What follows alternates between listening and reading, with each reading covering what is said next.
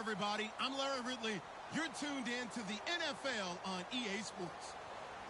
As we head towards kickoff, two quarterbacks will be on the field today trying to push their team to victory. It's Bradford's Vikings going up against Bortles' Jaguars. With that, let's get up to Everbank Field in Jacksonville. Here are Brandon Godden and Charles Davis. Larry, the fans in teal and black are ready to lock down the bank as you get a look inside Everbank Field in Jacksonville, Florida. Straight ahead, we've got a good one on tap here between the Minnesota Vikings and the Jacksonville Jaguars.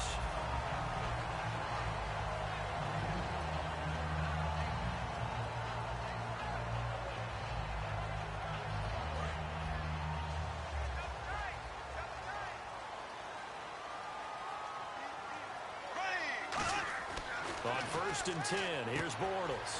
It's a short one here, complete to the tight end. 7 yards, the pickup on the pitch and catch.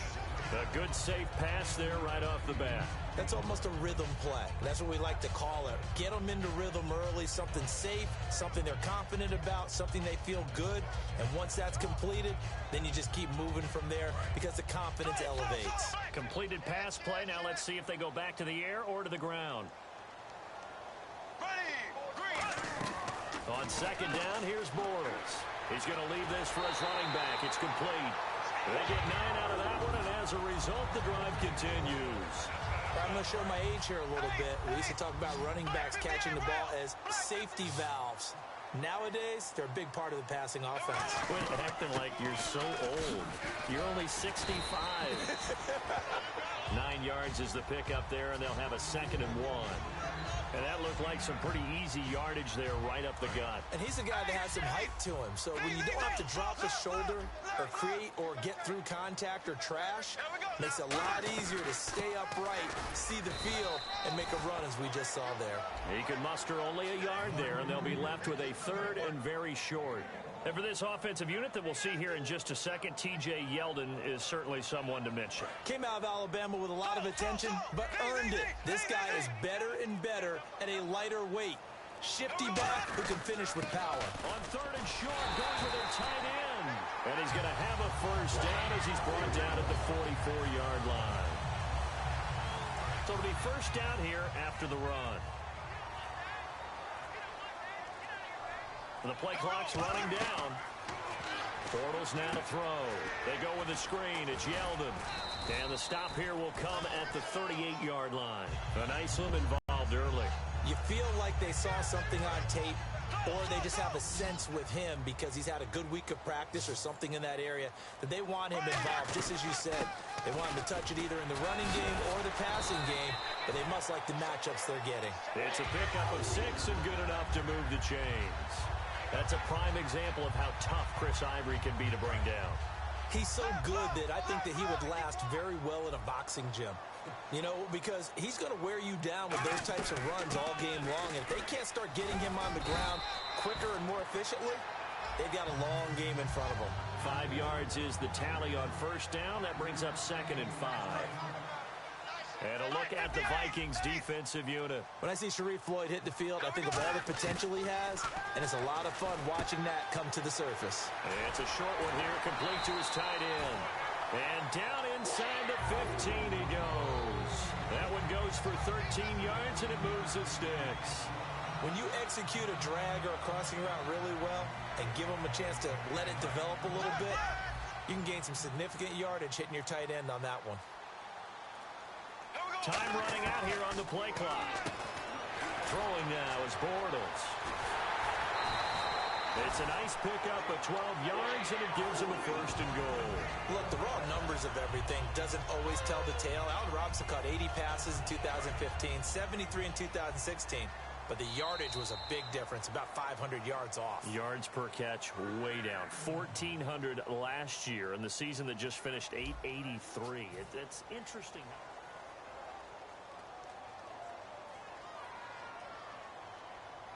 And a really long drive here, and it goes on and on.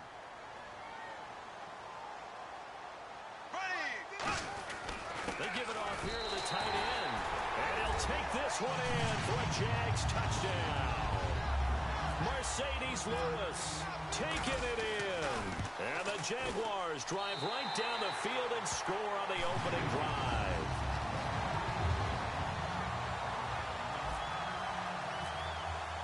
And after the touchdown, here's Myers to boot it away. That's fielded in the end zone. And he's able to get it across the 20, but not by much, as he's marked down at the 21-yard line.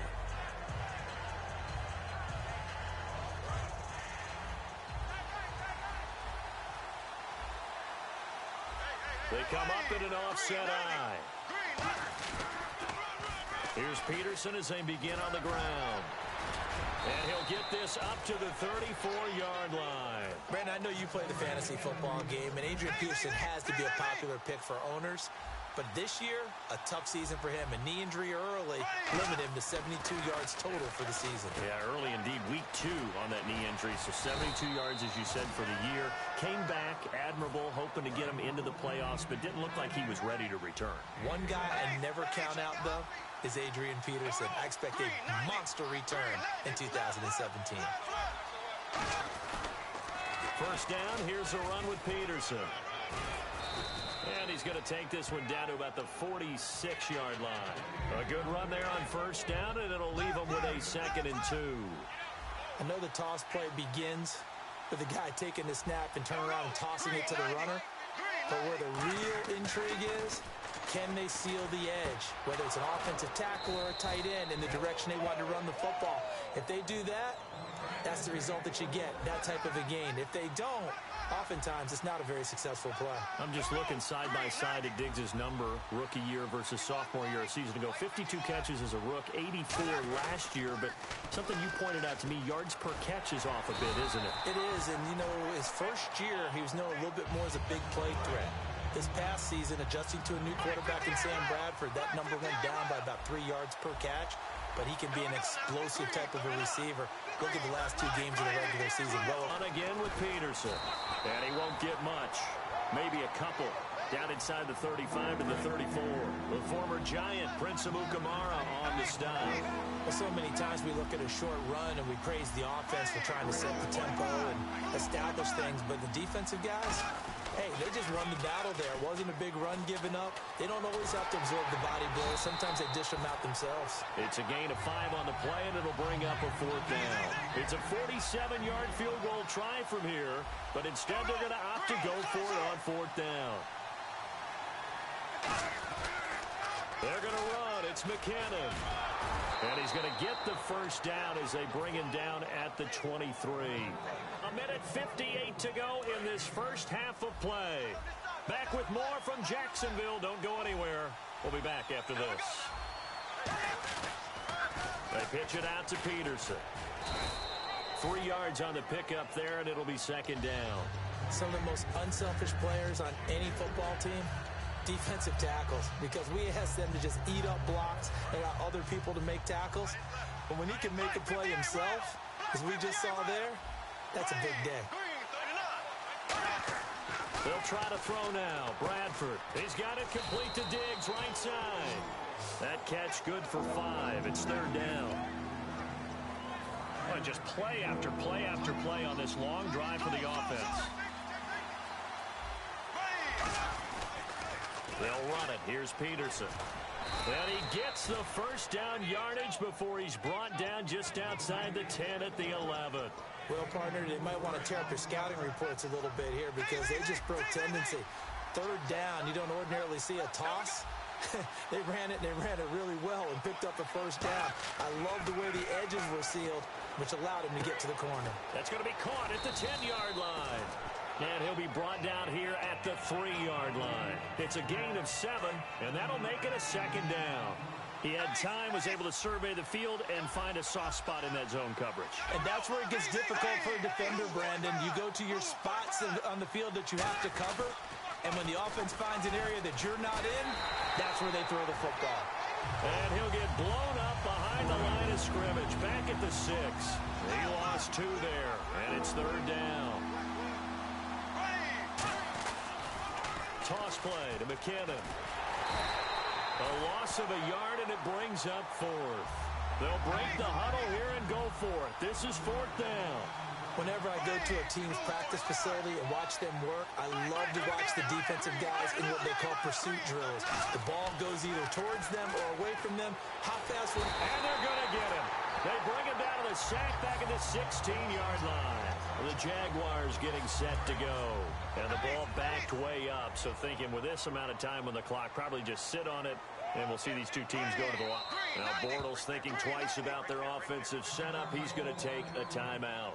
It's just their first, so they'll have 2 remaining here before we get to halftime.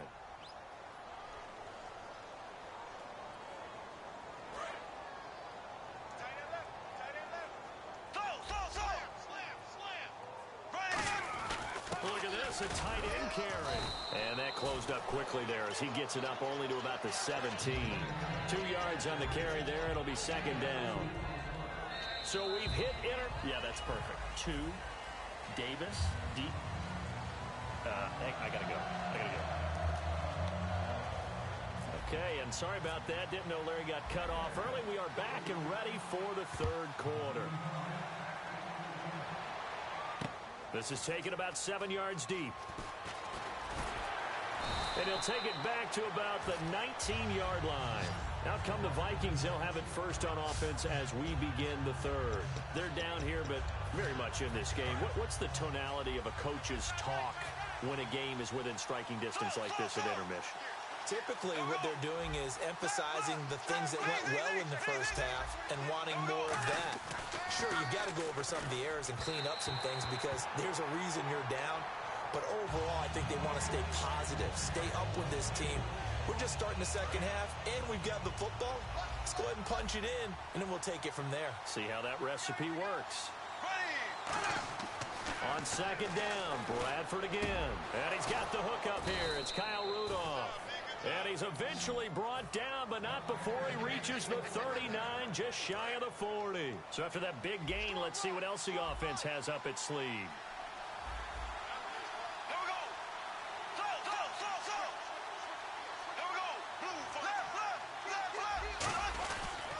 They give it to Peterson. And he'll push this forward only to about the 42-yard line. A gain of 3, second down. Well, I think we know by now that every run is not going to be broken and get all the way to the end zone. But these short ones still have their value. You can still set up your play action and throw the football. You control the clock because you have the ball and they don't. And often the physicality sets the tempo for the game. A good pick up there of 20 yards. So after that big play, let's see if they can catch their defense maybe on their heels.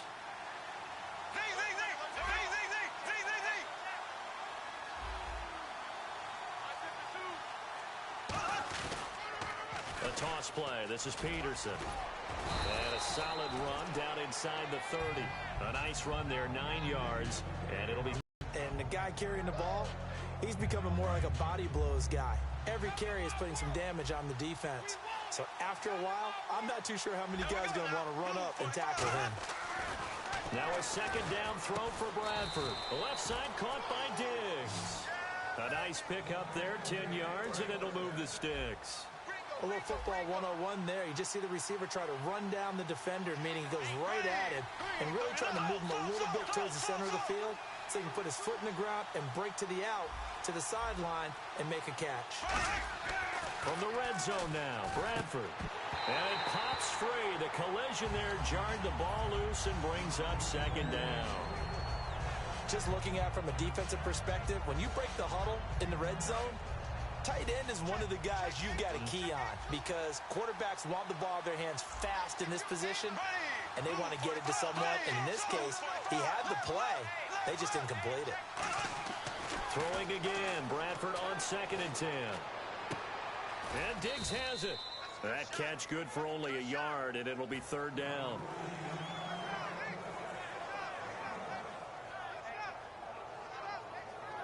Now play number 8 on this drive, and they need 9 yards to pick up the first on third.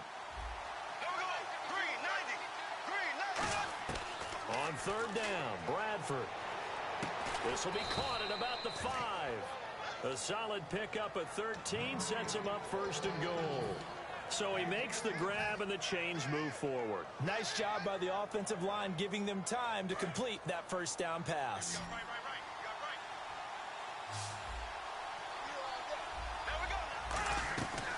Again, it's Bradford. That's complete right around the 8. And he'll get into the end zone. Touchdown, Minnesota.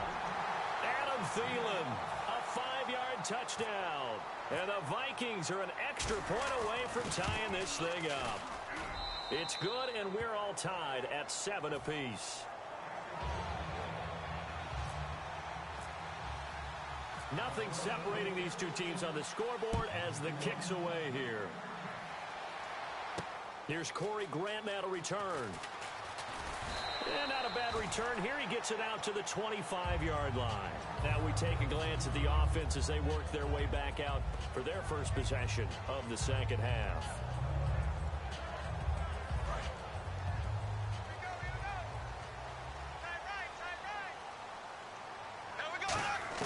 Bortles now on first down. Over the middle, the connection to Hearns. 5 yards on the catch there, brings up second down. Well, clearly one of his advantages as a passer is his height, sit back in the pocket, fired over the middle. That makes things tougher defensively, doesn't it? It really does, because your goal is to move the quarterback off his initial spot when he gets his drop back completed. But when you have that type of height, he can stay in there. If he's willing to take the hits and just fire over the top, which saves him time and actually completes a play a little bit quicker than it normally does for a quarterback who has to slide and find open space to throw. And the Vikings with an extra defender in the secondary on third. Playing coverage here. He's got the hook up to Lee. They get 9 yards there, and they get a first down.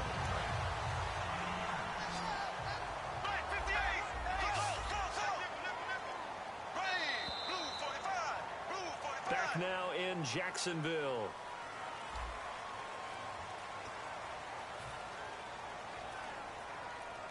Offense comes to the line now, 1st and 10.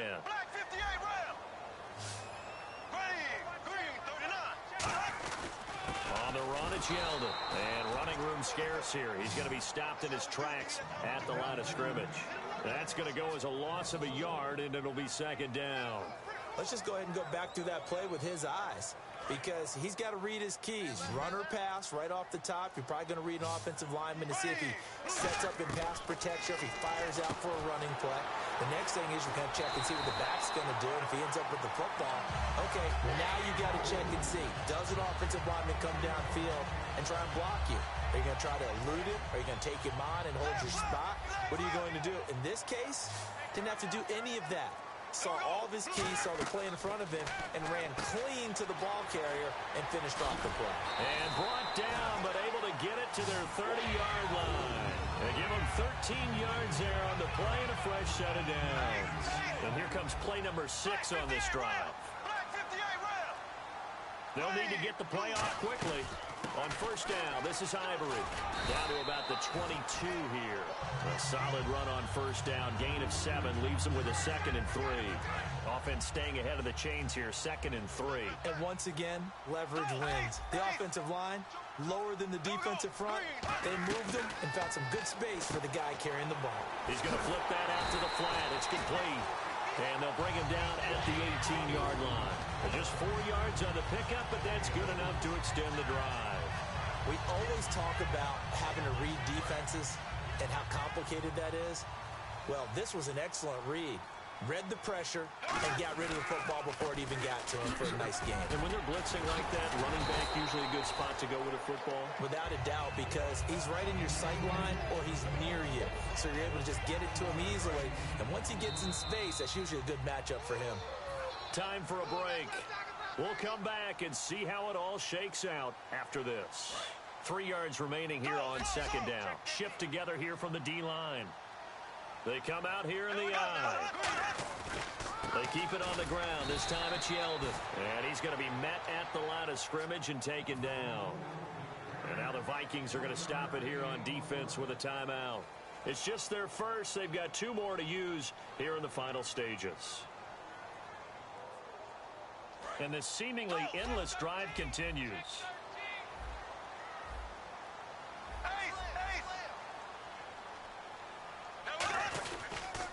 They'll try to run for it with Yeldon. And a short pickup there down to about the 9. He needed 3. He got 2. Now that'll set up an interesting situation here on 4th and a yard. Another timeout called by the Vikings now. That'll leave them with just 1 remaining in this 4th quarter of play.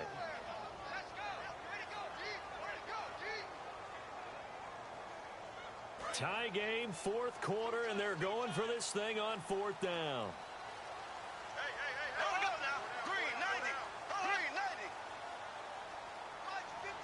Bortles will keep it. It'll be a 2-yard gain, and the decision to go for it pays off. They've got it. It's the defense calling the timeout here. It'll be their 3rd and final timeout, so as they talk things over, we'll step aside.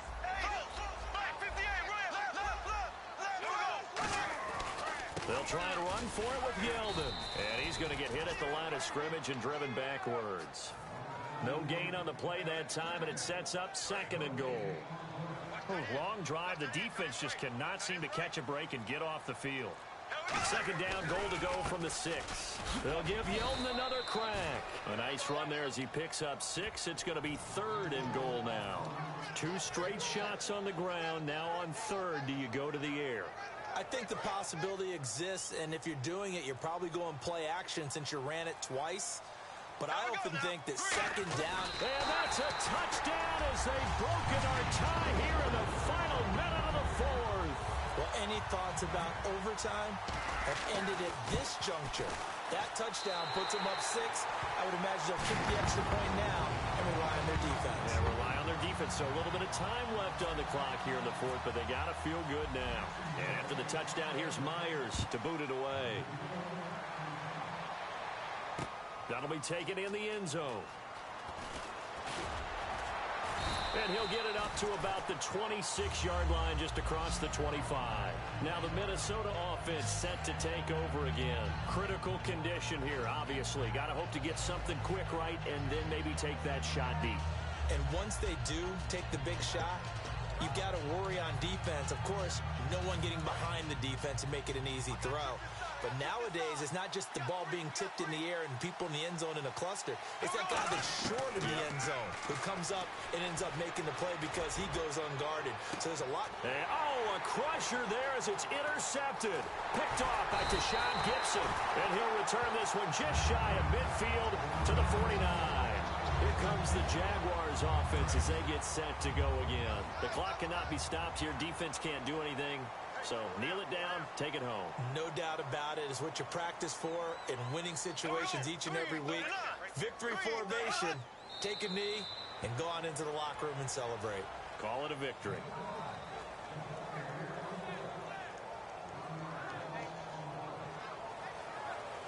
And Charles, I think when the schedule comes out, all teams, no matter where they're predicted to finish, talk about protecting your home turf. They were able to do that here in this one. Similar to a tennis match, right? Not letting them break your serve. That way you hold on to it. They got it done, and they feel very good about that victory.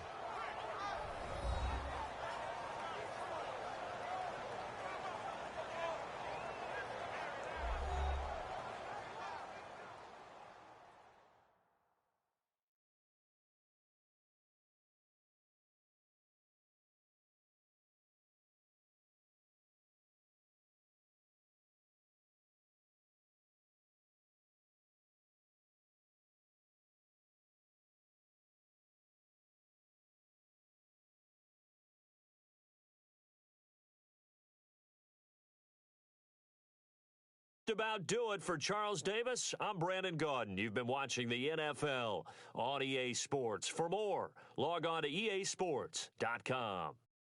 The Jaguars are winners here as